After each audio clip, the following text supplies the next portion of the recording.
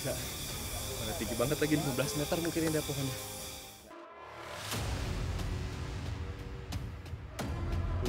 Tapi kalau di desa ini memang di dusun ini banyak yang sering keguguran gitu, Pak? Iya banyak Bapak, 3 bulan. Tapi sering? Barusan ini 8 bulan. Barusan ini 8 Iya, bulan, tapi cukup sering, Pak? Iya. Nah ini setelah hampir 2 jam kita berjalan dari Dusun Rape. Nih, sekarang kita istirahat, luruskan kaki dulu, tarik nafas dulu karena sudah jalan naik turun ini. Nah sebentar lagi ini sudah dekat dengan pasar yang akan kita tuju.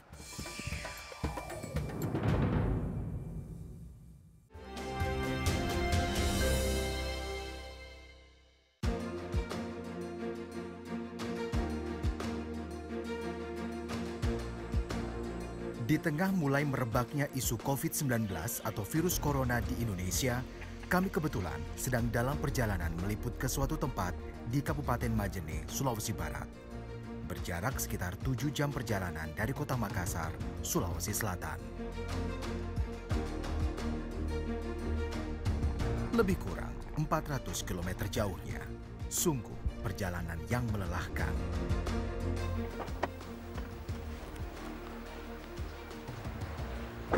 Ya, jadi di tengah pandemi COVID-19 atau Corona, saat ini kami akan melakukan pemeriksaan kesehatan untuk juga memberikan rasa aman kepada warga yang akan kami liput desanya, maka kami berinisiatif untuk melakukan pemeriksaan.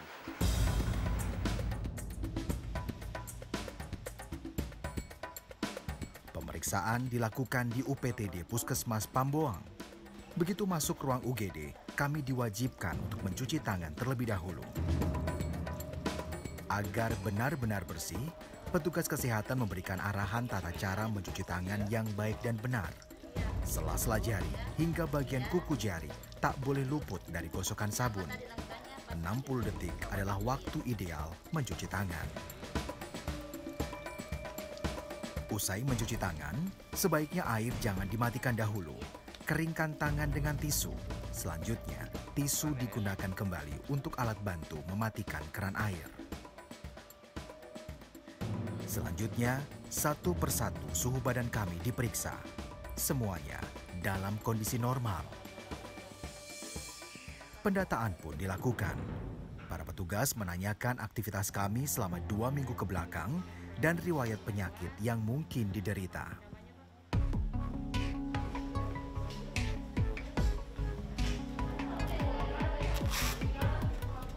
Selanjutnya, satu persatu dicek tekanan darahnya, lalu diperiksa mulut dan bagian dalam tenggorokan.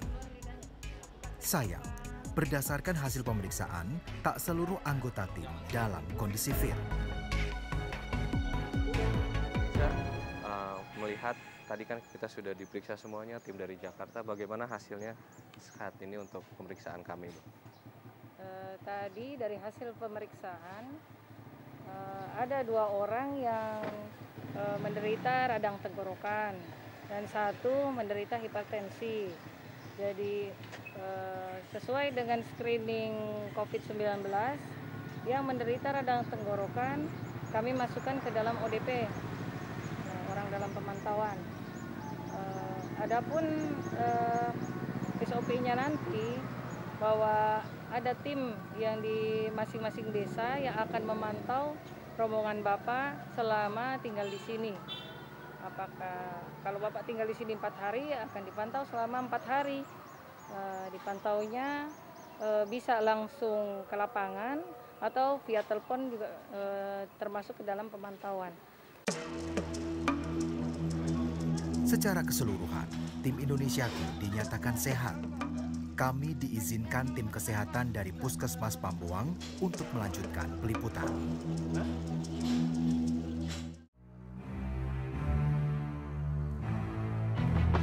Tim Indonesiaku lalu berkunjung ke Dusun Rate yang masuk wilayah Desa Banua Adolang, Kecamatan Pamboang, Kabupaten Majene. Dusun yang berlokasi di daerah perbukitan ini terkenal sebagai daerah penghasil minyak kelapa terbesar di Indonesia. Meski begitu, mayoritas penduduknya hidup dalam jerat kemiskinan. Akses jalan yang sulit menyebabkan perekonomian di dusun berjalan lambat. Padahal hasil pertanian dari dusun Rate terbilang berlimpah. Jadi selain kemiri, penghasilan utama di dusun Rate ini juga salah satunya adalah kelapa. Selain kelapa mudanya, juga kelapa tuanya juga dihasilkan untuk menjadi minyak kelapa. Sada Ali sudah lama menggantungkan hidupnya dengan membuat minyak kelapa. Ia hanya lulusan sekolah dasar saja. Tak banyak pilihan pekerjaan yang bisa ia lakukan. Setiap pagi, Sada sudah pergi ke kebun untuk memetik kelapa. Kebun milik Sada luasnya ada 1,5 hektar. Ia tanami dengan berbagai jenis tanaman. Pohon kelapa milik Sada usianya rata-rata sudah puluhan tahun.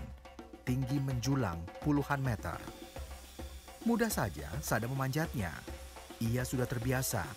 Hanya dengan bantuan sehelai kain agar tidak terlalu licin.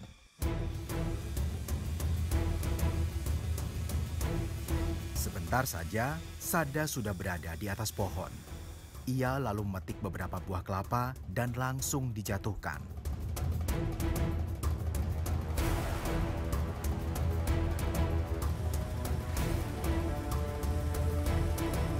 Kelapa yang Sada petik belum cukup tua.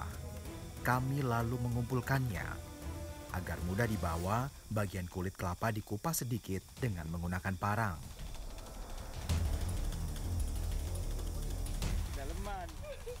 Kami kemudian beralih ke pohon kelapa lainnya. Maklum saja, Sada belum mendapat kelapa tua sebagai bahan membuat minyak. Penasaran, saya lalu mencoba memanjat kelapa seperti Sada. Tapi ternyata tak mudah.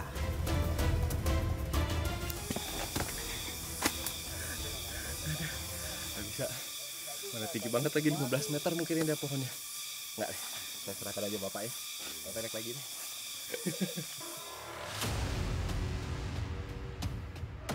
Memanjat pohon kelapa yang terbilang tinggi sungguh beresiko. Apalagi Sada tak menggunakan pengaman sama sekali. Untungnya, Sada sudah berpengalaman, meski nyawa kadang menjadi taruhan.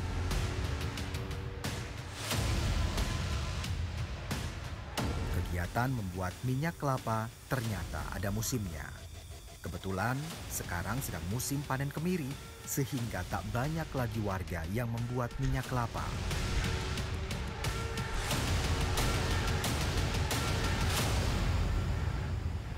Kelapa dari pohon kedua sudah cukup tua. Jika dibuat minyak kelapa, hasilnya lumayan. Kami lalu membawanya pulang untuk diolah. Sesampainya di rumah, istri Sada yang bernama Rahmatiah ternyata akan pergi untuk membersihkan kebun milik orang. Ia ditemani anaknya, Lukman. Usia Rahmatiah baru 26. Sementara suaminya Sada sudah memasuki 41 tahun. Sada sudah 3 kali menikah. Istri pertamanya pergi begitu saja. Sementara istri keduanya meninggal dunia karena sakit. Pasangan Sada dan Rahmatiah memiliki 6 orang anak. Lukman adalah anak keempat dari istri kedua Sada. Ia masih bersekolah di kelas 1 SMP. Namun, karena adanya wabah COVID-19, sekolah Lukman diliburkan. Sebenarnya, membantu membersihkan kebun milik orang lain sudah menjadi bagian dari keseharian warga di Dusun Rate. Jika saat ini Rahmatiah membersihkan kebun milik tetangganya, nanti pun sang tetangga akan bergantian membersihkan kebun milik Rahmatiah tanpa imbalan uang. Jika ada hasil kebun yang dibutuhkan, bisa diambil siapa saja, asalkan jumlahnya tidak terlalu banyak. Begitu kuat rasa kekeluargaan warga yang bermukim di Dusun Rate.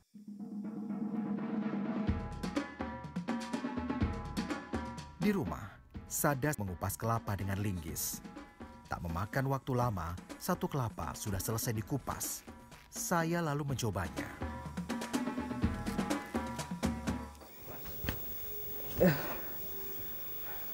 Ternyata tidak semudah yang saya lihat. Bapak tadi cepat sekali mengupasnya. Ternyata keras, kulitnya keras sekali. Dan hasil saya tidak sebagus seperti yang Bapak kupas tadi. Merata, yang saya masih banyak sekali serabutnya ini. Bapak lanjut aja, Pak.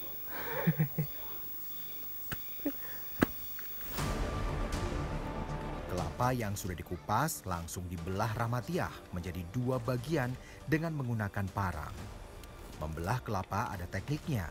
Dipukul sekerasnya menggunakan bagian atas parang yang tumpul. Daging kelapa lalu dipisahkan dari tempurung untuk kemudian diparut.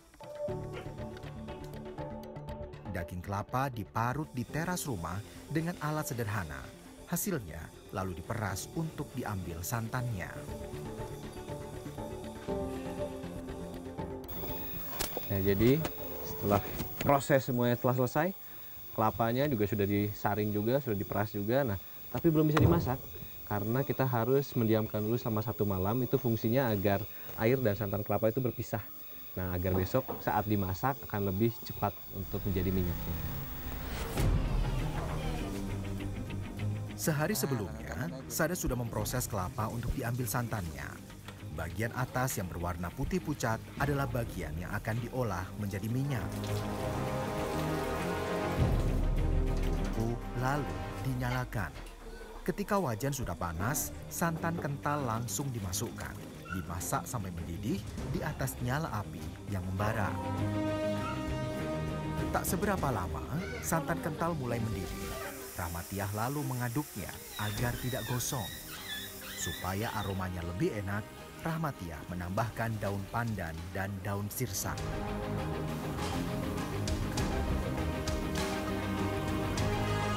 Lebih kurang 1 jam lamanya, Rahmatiah mengaduk santan. Minyak yang awalnya keruh, lambat laun berubah menjadi bening. Rahmatiah lalu menambahkan sedikit kunyit agar warna minyak kelapa menjadi kian menarik. Dari 5 butir kelapa tua, biasanya akan didapat sebotol minyak kelapa ukuran 620 ml. Rahmatiah menjualnya seharga Rp10.000 saja. Terbilang murah.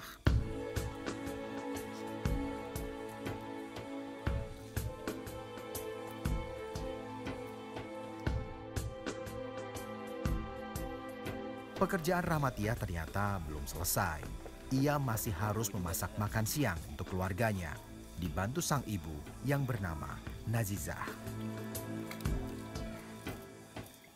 Sayang, kondisi keuangannya sedang terbatas. Tak ada beras untuk dimasak.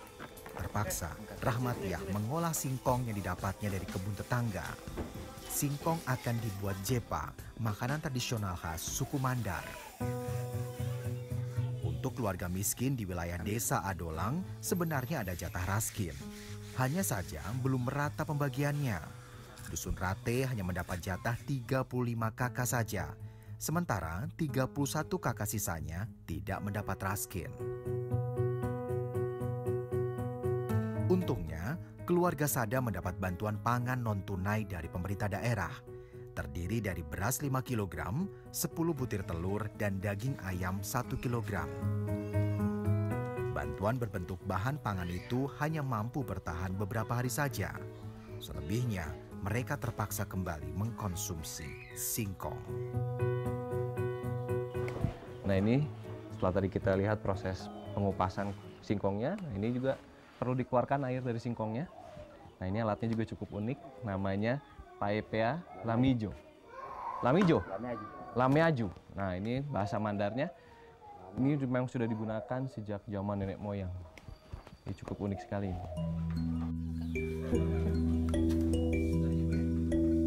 Untuk membuat jepa, digunakan alat seperti loyang yang disebut pance panggang, terbuat dari kayu.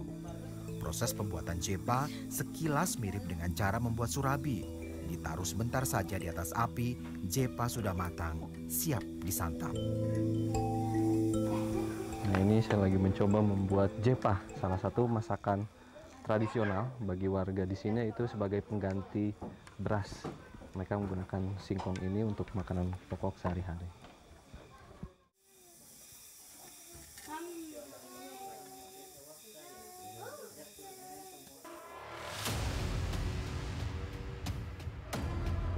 Tapi kalau di desa ini memang di dusun ini banyak yang sering keguguran gitu, Pak? Iya banyak Bapak, 3 bulan. Tapi sering? Barusan ini 8 bulan. Pak. Barusan ini 8 Iya. bulan, tapi cukup sering, Pak? Iya.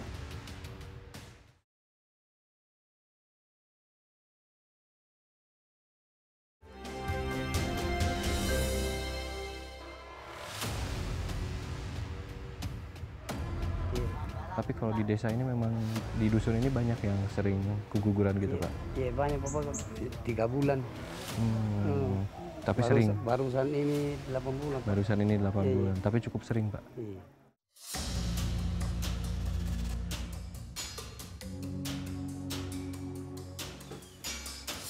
Teman memakan jepa adalah sambal pepaya. Membuatnya mudah. Anak-anak Rahmatiah pun bisa. Fatmawati adalah anak kedua Sada dari istri yang kedua. Usianya 16 tahun, kelas 1 SMA. Ya, meski keadaan ekonomi Sada terbilang sulit, ia tak ingin anak-anaknya putus sekolah. Ada 7 orang yang tinggal di rumah sederhana milik keluarga Sada. Mereka sudah terbiasa hidup dalam kemiskinan. Tak pernah mengeluh, meski beban hidup semakin lama semakin berat. Mereka senantiasa bersyukur.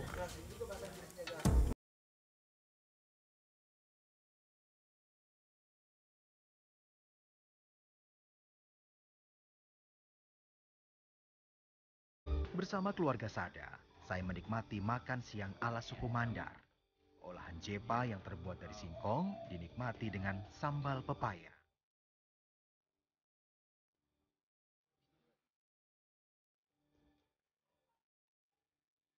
Rasa hambar dari jepa berpadu pas dengan sambal pepaya yang pedas berempah.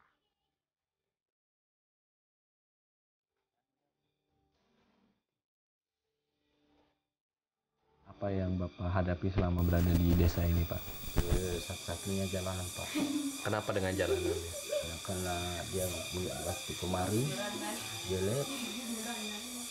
Nah, kalau selain WC, selain akses jalan sama air bersih, apalagi Pak kesulitan yang Bapak hadapi? Makanan belum ada, karena belum juga makanan juga tadi, tidak ada ikannya, apa kan susah dapat uang. Pak, emang kalau Bapak penghasilan sehari-hari dari apa, Pak?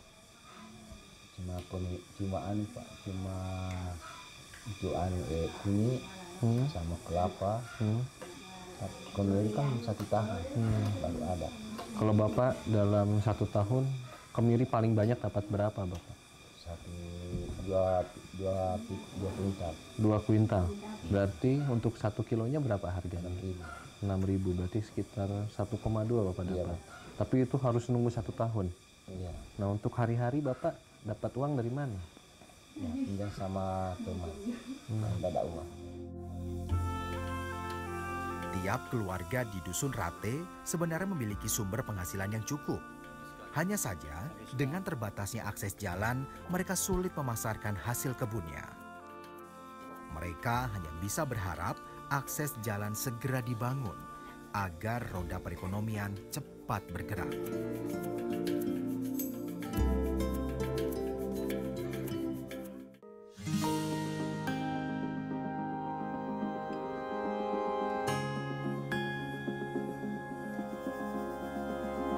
Bagi masyarakat Mandar, kunyit adalah jenis rempah yang penting untuk kegiatan memasak sehari-hari.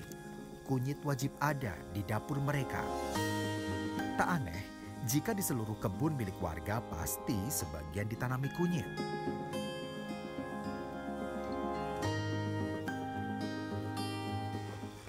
Ya, jadi memang di Dusun Rate ini juga memang subur tanahnya, hasil alamnya juga cuma lumayan banyak nih salah satunya. Selain tadi kita sudah lihat minyak kelapa, ada juga kunyit yang biasa memang dijual oleh warga. Selain yang berbentuk umbi, warga juga suka menjual kunyit yang dalam berbentuk bubuk. Rempah-rempah termasuk kunyit harganya membumbung tinggi setelah wabah COVID-19 merebak. Maklum saja, rempah-rempah diyakini memiliki khasiat untuk meningkatkan imunitas tubuh, ampuh melawan serangan virus. Harusnya, para petani rempah di Dusun Rate mendapatkan untung. Tapi ternyata tak ada pengaruhnya. Harga jual 1 liter kunyit bubuk tetap saja Rp28.000.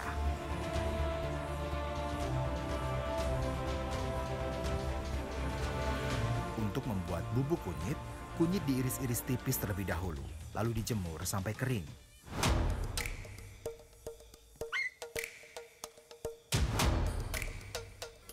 Kunyit yang sudah kering kemudian ditumbuk menggunakan alu dari kayu. Hasilnya lalu disaring. Jika dirasa belum terlalu halus, bubuk kunyit akan ditumbuk kembali sampai hasilnya sesuai dengan yang diinginkan. Bubuk kunyit siap untuk dijual.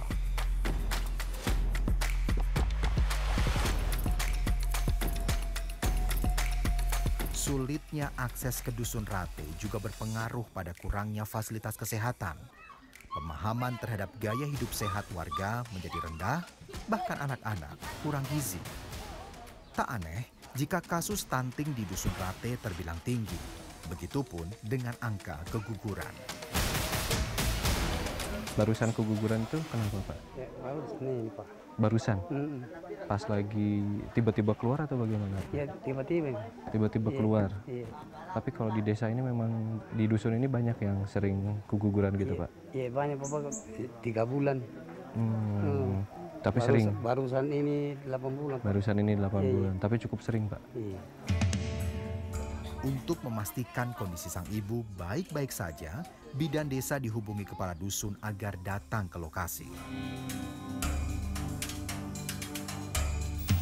Pasien tadi itu keguguran, mungkin pengaruh dari jarak rumahnya ke kebunnya itu, jadi dia jauh kan.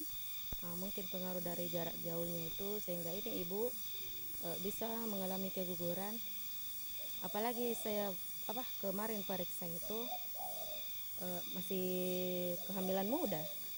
Kehamilan muda saya periksa karena masih tidak ada perabaan toh. Jadi ibu sendiri bilang umur kehamilannya 8 bulan. Waktu saya kemarin periksa, waktu posyandu kemarin saya periksa tidak ada perabaan. Memang ada biasa kehamilan begitu Pak. Sebenarnya, bidan telah menyarankan si ibu untuk memeriksakan kehamilannya ke rumah sakit umum daerah di Majene. Namun karena jaraknya jauh dan akses jalan yang buruk, pasti membutuhkan waktu, tenaga, dan biaya yang tak sedikit. Sementara, kebanyakan warga di Dusun Rate hanya petani miskin. Jika dalam keadaan darurat, warga yang sakit terpaksa harus digotong turun berjalan kaki untuk mendapatkan pelayanan kesehatan di Kecamatan Pamboang.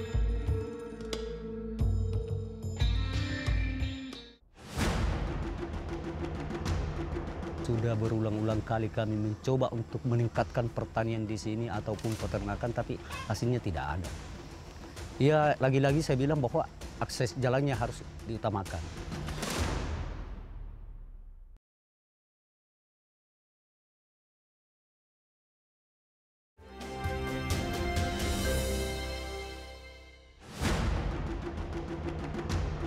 Sudah berulang-ulang kali kami mencoba untuk meningkatkan pertanian di sini ataupun peternakan, tapi hasilnya tidak ada. Ya, lagi-lagi saya bilang bahwa akses jalannya harus diutamakan.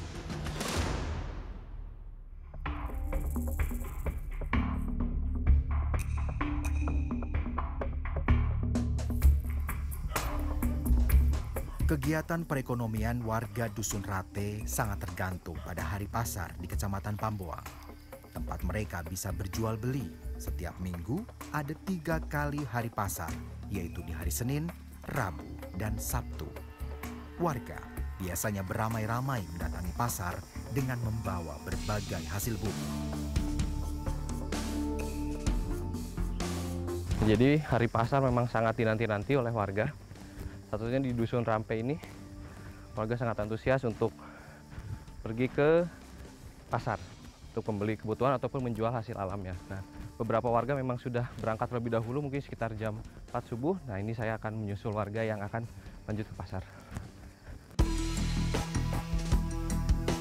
Sebagian besar warga Dusun Rate sengaja berjalan kaki untuk menghemat ongkos ojek sebesar Rp60.000 pulang pergi. Apalagi tak banyak ojek yang tersedia jika sudah memasuki musim penghujan. Jarak yang akan kami tempuh sekitar 14 km, memakan waktu 3 jam perjalanan dengan berjalan kaki. Perjalanan tentu tak mudah. Kami harus melalui jalan setapak yang tidak terlalu besar dan naik turun. Ternyata tak hanya kami yang menuju kota kecamatan.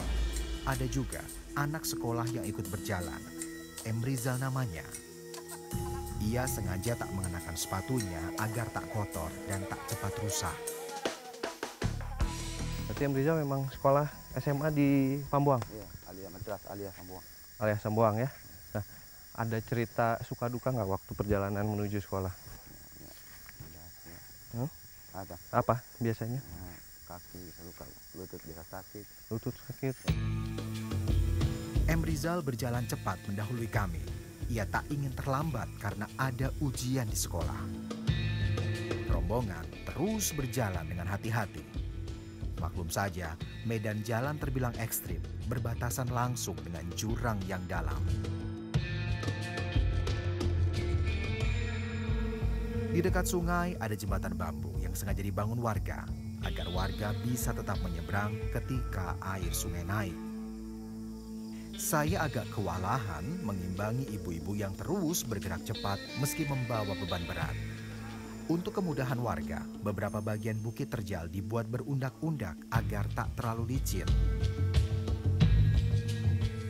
Setelah cukup lama berjalan, kami memutuskan untuk beristirahat.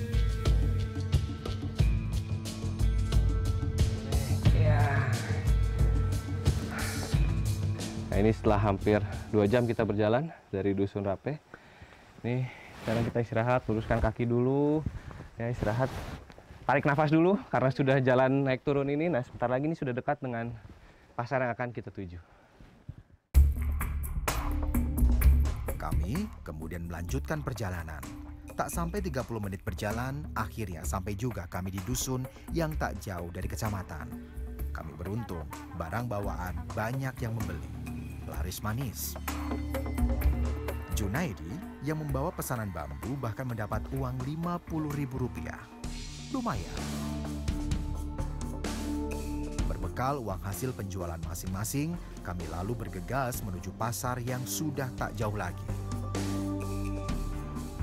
Sesampainya di pasar, Sada dan Rahmatia langsung membeli kebutuhan pokok untuk persediaan di rumah.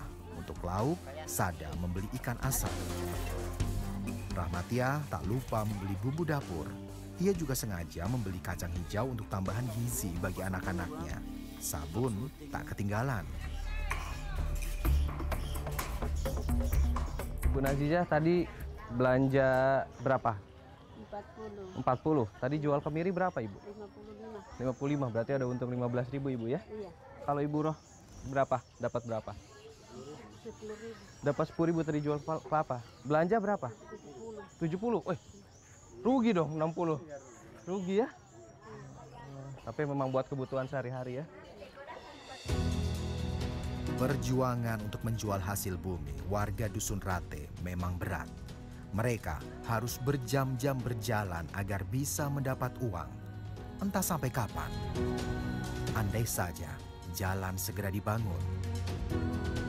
Kalau kendala utama yang ada di Desa Banu Adolang ini akses jalan terutama. Kenapa saya bilang akses jalan? Sudah berulang-ulang kali kami mencoba untuk meningkatkan pertanian di sini ataupun peternakan, tapi hasilnya tidak ada. Ya, lagi-lagi saya bilang bahwa akses jalannya harus diutamakan. Sudah sejauh mana Bapak berusaha untuk membuat akses jalan lebih baik lagi, Pak?